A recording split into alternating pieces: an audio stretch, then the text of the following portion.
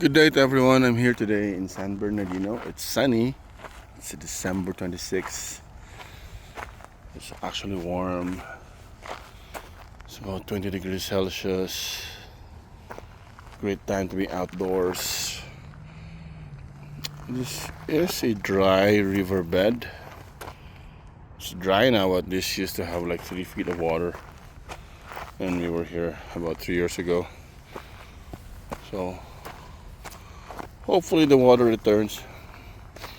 But yeah, what I wanted to talk about today is not walking through San Bernardino. The view is pretty much the same.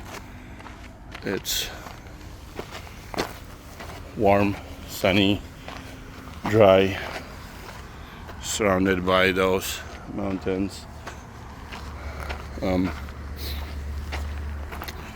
What I wanted to talk is something that I'm not an expert, but it definitely has touched our lives. We are Canadian immigrants, and by we I mean my family and I, and also consider ourselves as a product of the Canadian international student system, having finished myself a master's degree in one of Canada's universities. So though I'm not an expert, I have some knowledge, some experience in the area. So there's a bit of a background. The Canadian immigration system has rapidly changed. Right? I don't want to talk about what happened hundreds of years ago, but more recently, in the last decade or so, Canada passed the a bill that sought to bring in more people to Canada, and this largely stemmed from the fact that Canadian society, in particular, you'd see this in the larger cities like Vancouver, Toronto, Montreal. It's rapidly aging. At the same time, there really is a workforce shortage, in the sense that this workforce shortage primarily is in the low-skilled labor workforce. You need more folks doing. We need to take on those low-skilled jobs, but because of the demographic shift in Canada, many of the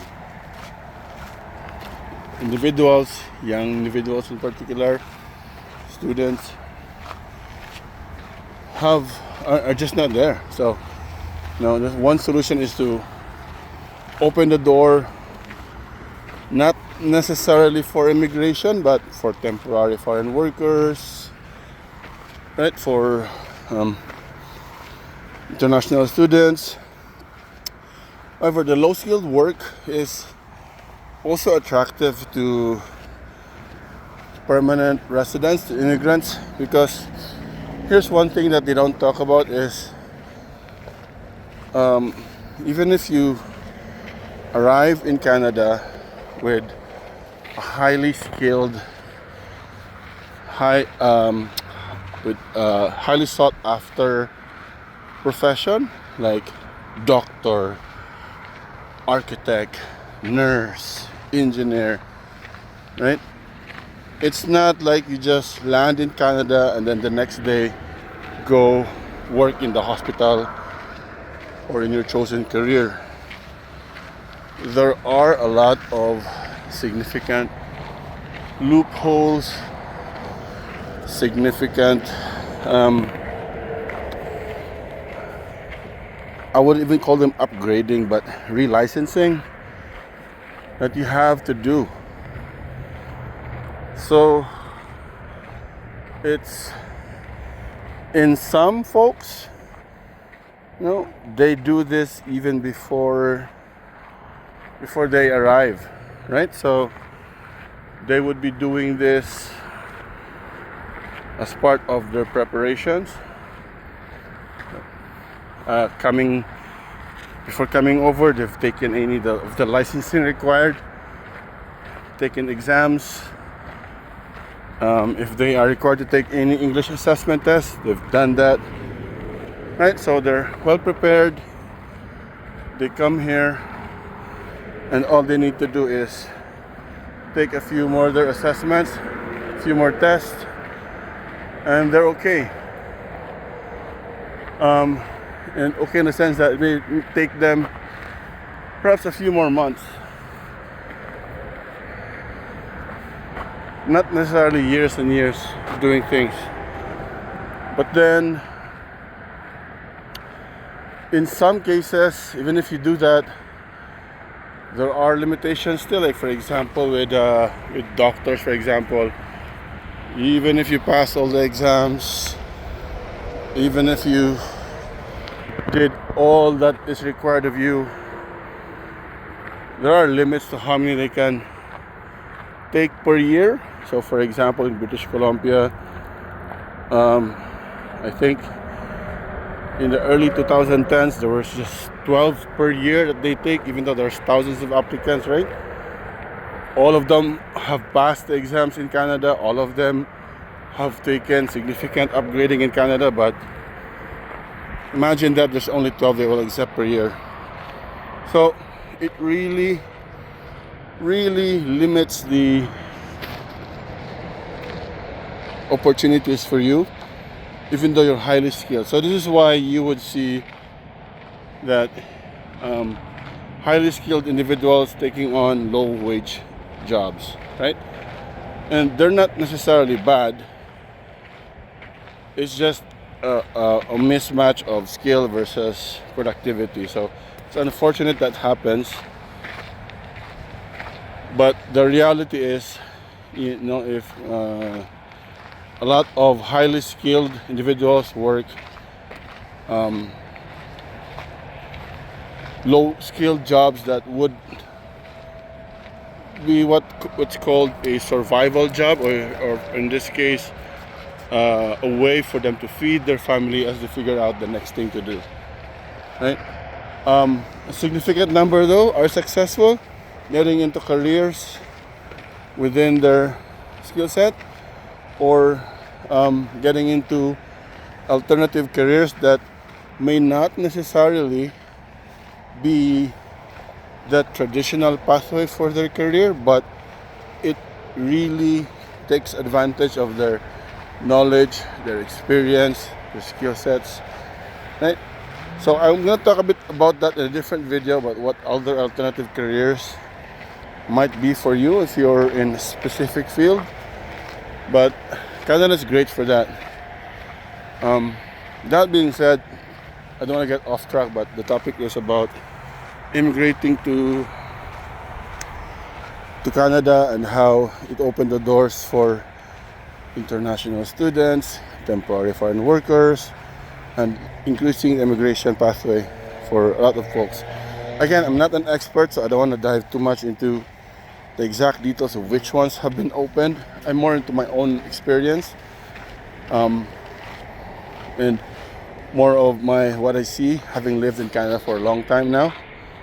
So this is why the issue really is on, I think in my opinion, is about the low skilled jobs. Things that you can pick up right after high school. They're pretty much hard to find now because of if you're a Canadian recent high school graduate, or you may not, let's say even like you're a switching between careers and you'd like to just pick up a shift here and there, as a food server or as a any low wage skilled job that doesn't require a lot of significant licensing, right? They're harder to find now because you have to compete against international students, against temporary foreign workers, and against those immigrants that are still figuring out their Canadian experience, that are still figuring out their own pathway to either get to the career that they want or finding an alternative career. So because of that, this year, particularly this year, a significant wave of changes has come in Canada that has affected pretty much, I believe, every category of immigration pathway. In the sense that restricting the numbers of immigrants, restricting the number of international students, restricting temporary foreign workers in specific categories. And generally to reduce the number of people coming into Canada, because it's quite obvious for everyone living here that there has been a significant reduction in the way the quality of life, primarily because the cost of living has gone up, but wage has largely been stagnant. What you can afford to buy 4 or 5 years ago may not be really affordable now. So that's where this is coming from. It's not, in my opinion, it's not really targeted against a specific race. It's not necessarily targeted against a specific nationality, right? But it's more coming from making sure that the right folks that Canada needs to be in Canada still come in, but those that are not needed and or gaming the system have a bit more challenges to go through before they come in, right? So that's the key there. If you still want to come to Canada, look at what's needed, look at the pathways that are open for you, and target those, right? Yeah, for example, Canada has a significant shortage of healthcare workers.